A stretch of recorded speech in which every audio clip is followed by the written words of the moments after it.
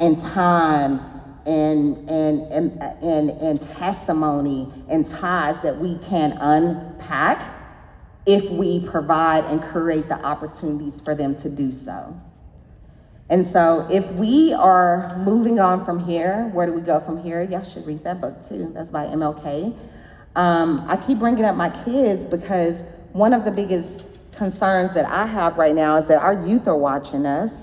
Our babies are watching us. I don't know if y'all see, our kids are watching us. And they are watching how we work. And they're also watching what we do right now in this moment. They're taking a look at us and saying, okay, so what y'all finna do? They're online, they're asking that. They're asking of us. And y'all, we are in a position right now to where there is a sincere urgency around our work to address these community needs, but our communities are severely under-engaged. We're thinking about them only sometimes primarily in the bucket of their money, but if we would just open up our imagination and our hearts to the different ways and how we can use philanthropy as an on-ramp for people to enter in, to where folks then, their capacity and their philanthropy will grow with them, but they first have to enter in. They first gotta jump in a car with us before we take off. Does that make sense? And so we have a call to action, y'all. If you are a funder, we need you to fund more than ever right now. We need you to fund beyond the gift, using your ties, making connections. Ellen shared the story on how we're both Fidelity grantee partners. That is a tie. I know you, sister, because of that funder that made a connection for us, right? And so that's the power of that. Make connections, build that trust, practice trust-based philanthropy. Your ties and your talents can really help a lot of your grantee partners even beyond writing checks.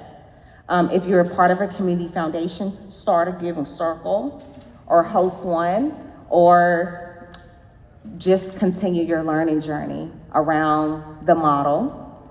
If you're a nonprofit leaders, can y'all raise your hands if you're a nonprofit leader? Thank y'all. Y'all are the reason why we exist, why philanthropy even exists, and why we're even here, why I'm here, why we're here learning and trying to figure out how we can get better in our work. So please continue to do the work that you're doing.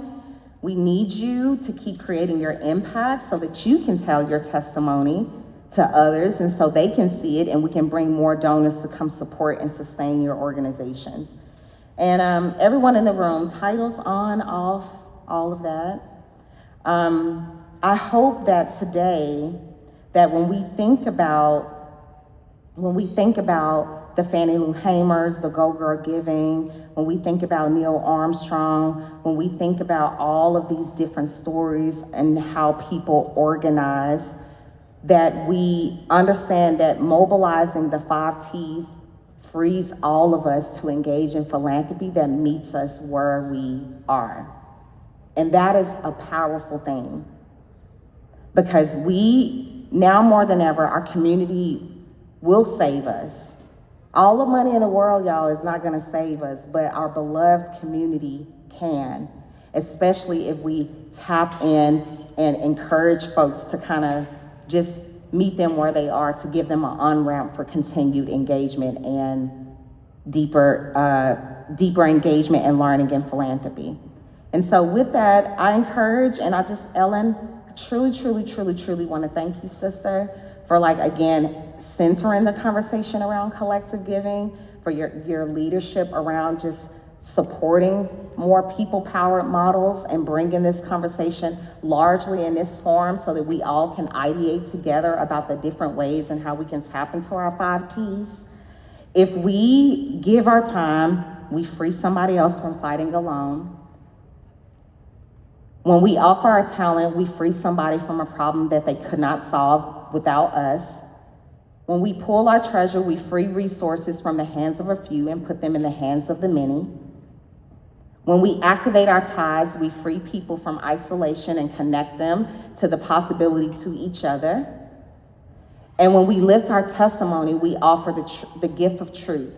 And the truth has a way of transforming hearts and setting everything in motion for our path forward. So thank y'all so much for just the opportunity to talk to y'all today. I am excited, and I guess I'm like a honorary Mississippian for the time being, or so like that. But thank y'all so much.